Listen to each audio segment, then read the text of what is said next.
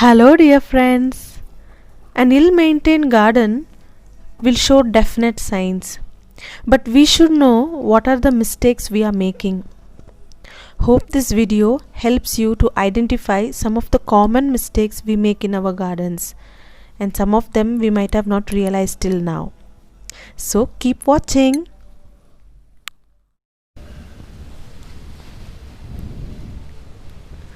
The first plant I want to talk about is the spider plant. So as you can see, this plant has got lot of babies.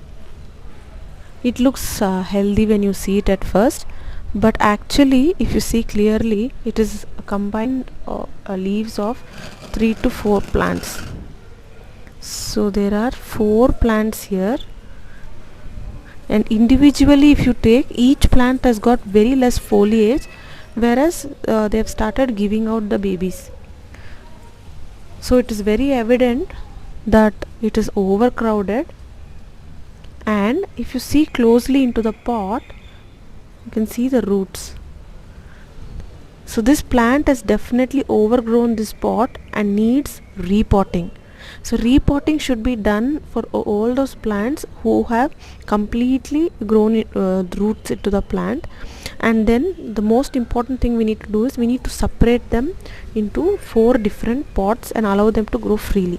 So babies plants are one of the one more reason to tell you that the plant is overgrown its place and they are looking for new places.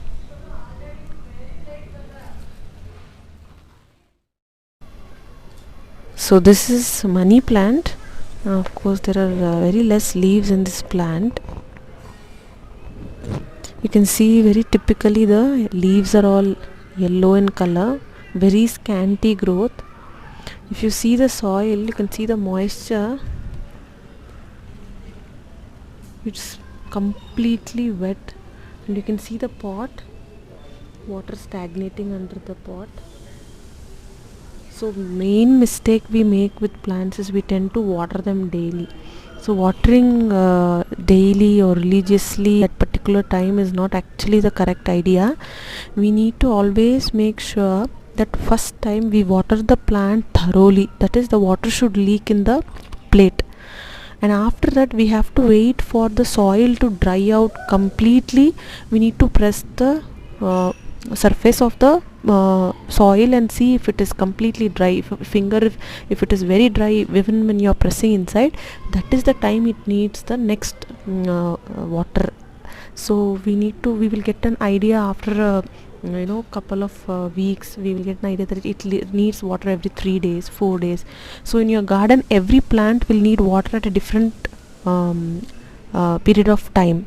So there is no rule that morning I have to water my garden and you water every plant in your garden. And most importantly, once the water collects in this plate, you need to discard this water and make sure that the plate is dry. And better it is to water during the early mornings, so that the extra moisture would all be evaporated in the during the daytime. Never water the plants in the night, so because water may stagnate for a longer time, and it is not good because it can give rise to other growth, unwanted growth also, including fungal growth. So you can see the same thing repeated with the aloe vera plant. If you can make out, aloe vera is a succulent plant. It is meant to grow in desert where there is no water. So aloe vera should be watered rarely, and only when the soil is completely dry. And stagnating water and water filled soil is a complete no for aloe vera plant. In fact, for many plants, the soil should be as dry type as possible, not having too much of clay. It should have more of airy kind of soil, so that it can have good air also, and no water stagnation is possible. See, the asparagus also has is yellowish in color, and it also is having the same issue of overwatering. This also, it may appear like not much of a water collector on the foliage side, but the roots all collect lot of water they have lot of storage capacity, and this is also should be treated as a desert like plant, having very minimal water and watered only on basis of requirement, and always ensure that the whole plant is completely dry.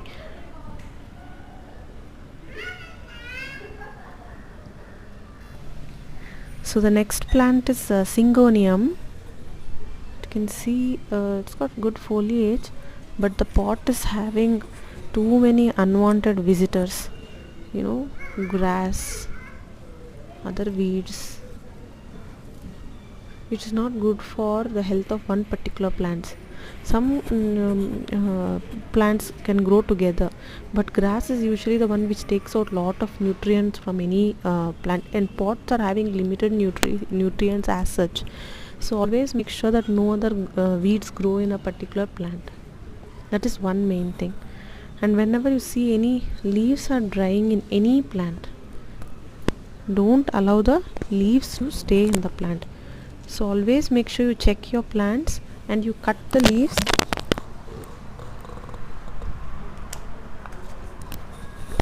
Make sure that your plants never accumulate any kind of dead leaves either on the plant and on also in the pot. Always make sure the pot is clean and the pot is having good space for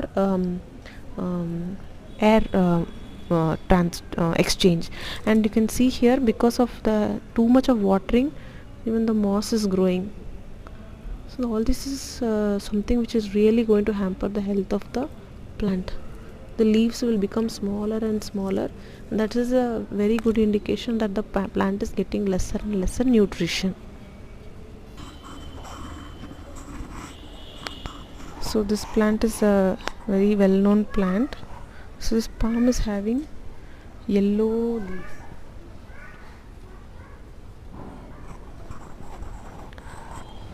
Apart from the light, apart from the watering, the other important thing we need to remember is the light.